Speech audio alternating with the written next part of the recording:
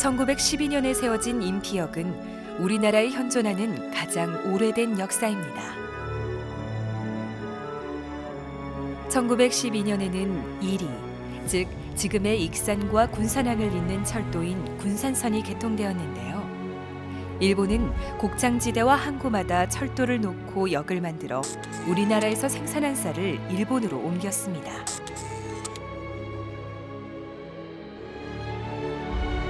임피역 역시 인근 농장에서 생산한 쌀을 군산으로 실어내는 역이었는데요.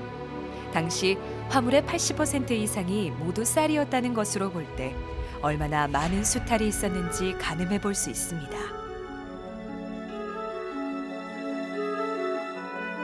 2008년 5월 이후 임피역에는 더 이상 기차가 서지 않게 되었는데요.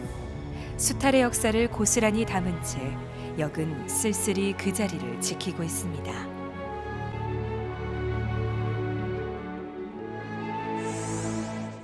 임피역에서 차로 10여 분 거리에 있는 발산초등학교에서도 역사의 흔적이 고스란히 남아 있습니다.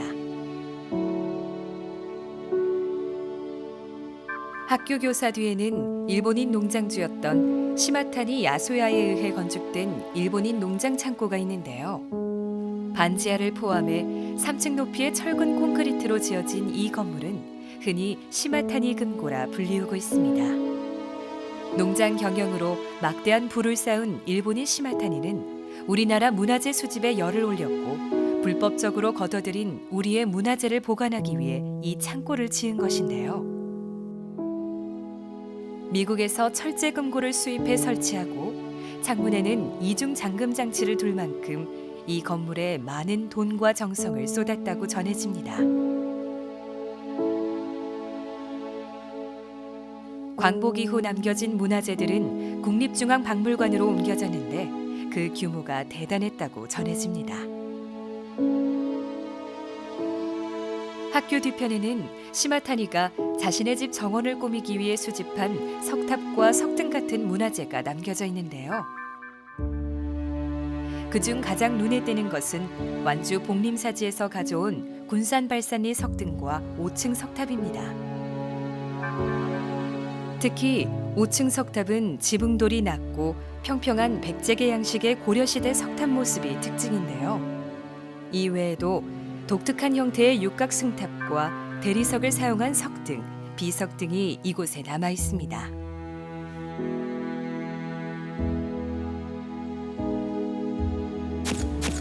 우리의 소중한 문화재를 수탈하려 한 흔적을 보고 있자니 가슴 한켠이 답답해집니다.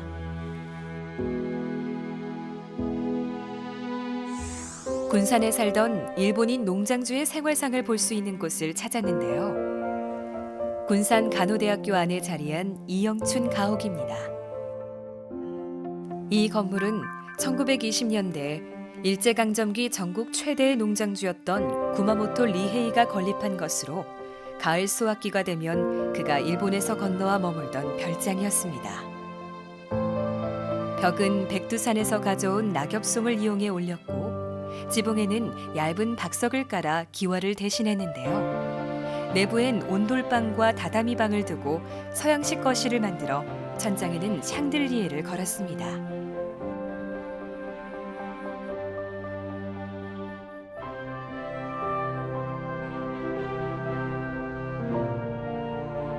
또한 집안의 가구는 모두 유럽에서 수입한 것이었다는데요.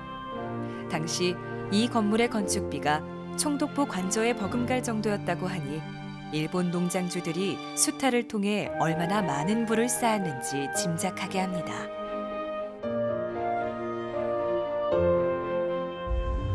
농장주였던 구마모토는 농장 일꾼들의 건강이 생산력 증대로 이어져 자신의 부를 키워줄 거라 생각하고 농장 일꾼들을 돌볼 조선인 의사를 초빙했는데요. 그가 바로 이영춘 박사였습니다.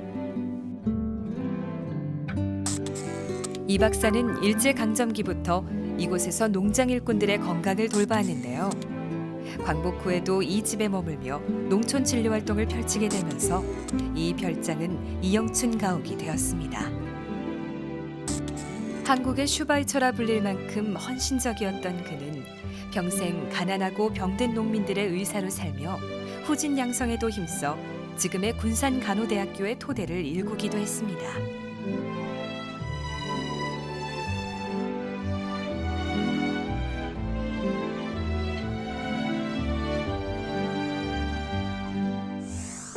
군산 거리를 걷다 보면 일제강점기 당시에 지어진 건물들을 볼 수 있는데요. 구 군산세관 본관을 중심으로 군사랑 일대에는 그 흔적들이 지금도 남아 있습니다.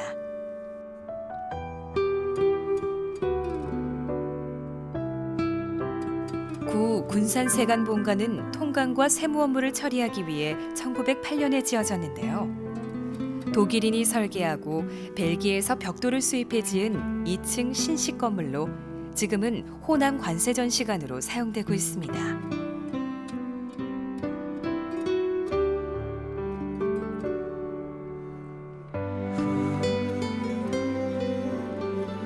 군산세관 본관을 둘러보고 신항 쪽으로 걷다 보면 구 일본 제18은행 군산지점도 볼 수 있는데요. 경제 수탈을 위해 세운 금융기관들을 보며 아픈 세월을 견뎌야 했던 우리 민초들의 모습을 떠올려 봅니다.